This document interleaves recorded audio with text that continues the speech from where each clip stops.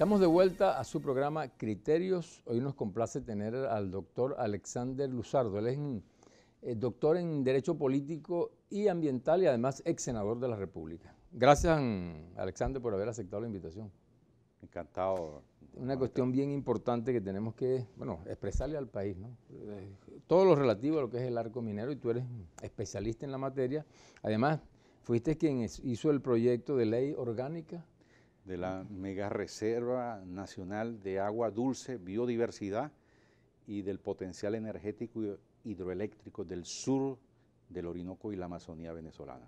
O sea, un proyecto de ley que es para proteger las reservas de agua dulce del país, la biodiversidad, la energía sustentable que está representada en la cuenca del Caroní y aquellos bosques inmensos y los parques y demás áreas protegidas de Venezuela. Sí, hoy, se debate pues a nivel nacional la pertinencia o no de llevar adelante ese programa del arco minero, o sea, de la explotación minera. ¿Qué consecuencias crees tú que en lo fundamental puede acarrear una explotación que no sea ajustada pues a lo que son las normas internacionales de protección del ambiente? Sí, es importante decir que es un decreto del Ejecutivo Nacional, del Presidente de la República en Consejo de Ministros, 2248, de 24 de febrero del 2016. Ese es un decreto que abarca 12 millones de hectáreas del territorio nacional.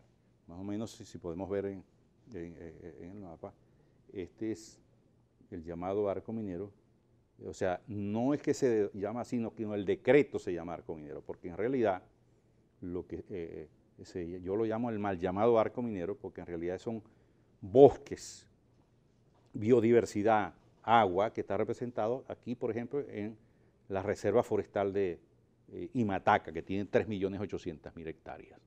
Que está bien devastado, por cierto, el Imataca, ¿no? Una parte, pero se preserva en su integridad. Además, está aquí la cuenca del Caroní, que es una cuenca estratégica para Venezuela, que surte de más del 65% de electricidad a toda Venezuela, electricidad limpia. O sea, por ahí se genera las lluvias y el agua que va al Guri.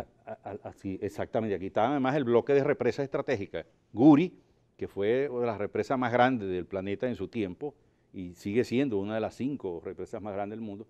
Macagua, las Macagua, Caroachi, todo esto surte de electricidad gran parte de Venezuela. Bueno, de esta cuenca es una de las cuencas más poderosas del planeta. El Caura, que es una reserva forestal, la fragmenta el llamado arco minero, y también el monumento natural Guanay, que lo afecta de una manera que está en una parte está en Amazonas, y además que genera una contaminación al río, porque este es el Orinoco, por eso se llama el sur del Orinoco. Podemos mostrar este otro mapa, diciendo que estas son las reservas forestales. Por ejemplo, este es la reserva forestal de Imataca, esto que está acá, como 3 millones de hectáreas. Esos son bosques.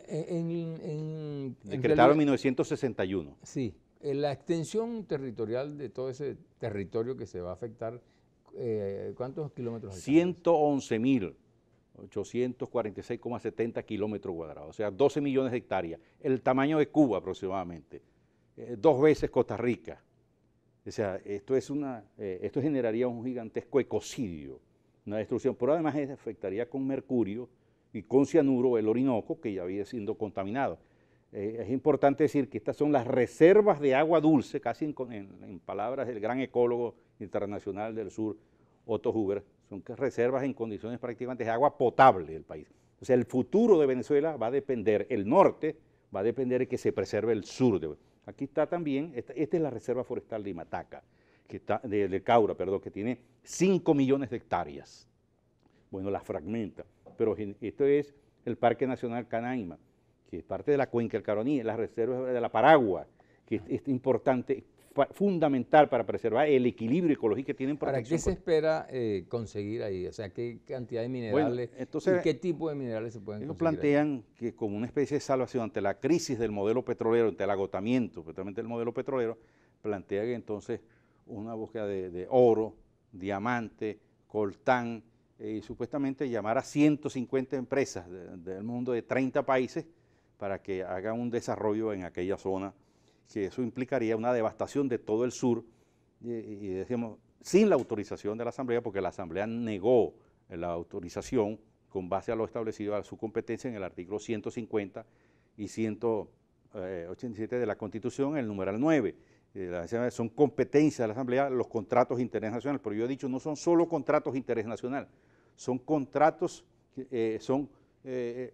los derechos transgeneracionales que están establecidos en la Constitución, en el artículo 127, 128, 129 de la Constitución, los derechos y deberes ambientales. Sí, bueno, tú lo decías, Alexander, el modelo petrolero, o sea, el rentista petrolero llegó a su fin, pues se agotó y ya tenemos que pasar a otro tipo de explotación minera en todo caso, ¿no? Ahora, ¿de qué cantidad de dinero estamos hablando? ¿Qué recursos en cuanto a dinero, monto de dinero sería esto? Los voceros del Ejecutivo han dicho que tienen que hacer la certificación, que no hay un cálculo exacto, sino estimaciones, pero el costo de, digamos, devastar aquella selva, porque son selvas amazónicas, son selvas del escudo guayanés, eso implica pues unos pasivos ambientales que hacen inviable cualquier tipo de desarrollo, pero además vas a destruir las reservas forestales más importantes del país. En este mapa se puede ver más claramente lo que hemos dicho. El llamado arco minero se solapa sobre las áreas protegidas más importantes del país que están hacia el sur del Orinoco y que garantizan el agua potable hacia el futuro. Una población que crece, que ya es 30 y que puede llegar a 40, 50 millones, va a requerir tanto del equilibrio ecológico, pero además y también de esas aguas en condiciones de pristinidad, que son fundamentales, el valor económico de la pristinidad, no solamente el valor ecológico, sino un valor económico. Y entonces al intervenir todo el proyecto megaminero, el nombre lo que yo he llamado la sustitución del rentismo petrolero por el rentismo minero. Eso conduce a la destrucción, devastación, a hacer lo que está haciendo Guyana en Venezuela, que es devastando aquella zona. Nosotros vamos a imitar a Guyana a devastar el sur de Venezuela. Pero hay quien dice que la minería, digamos, industrial, tiene menos daño que lo que en este momento está ocurriendo en esa zona. O sea, que es la invasión, dicen, hasta de 80, 100 mil personas que están destrozando el bosque. O sea que no tenemos escapatoria, o se afecta la reserva por la explotación minera industrial, o como estaba en este momento, sencillamente va a desaparecer el bosque porque lo están agrediendo garimpeiros y que vienen de todas partes del mundo. Sí, bueno, hace bastante, creo que conversaba pues, en los pasillos que el 29 de mayo de 1991, en esta declaración, en el Vespertino del Mundo, yo quería decir que la pequeña minería como la gran minería ya han generado daños ecológicos irreversibles, sobre todo en el Bajo Caroní.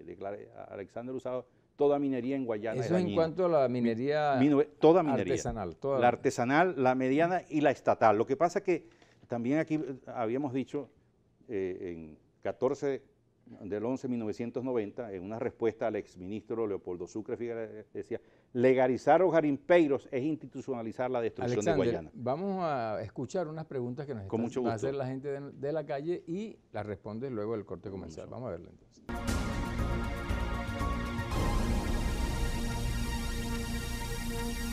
En las zonas mineras se han presentado varias situaciones de violencia. Me gustaría saber cómo le garantiza el Estado la seguridad a esos mineros. ¿Qué riesgo supone para el ecosistema?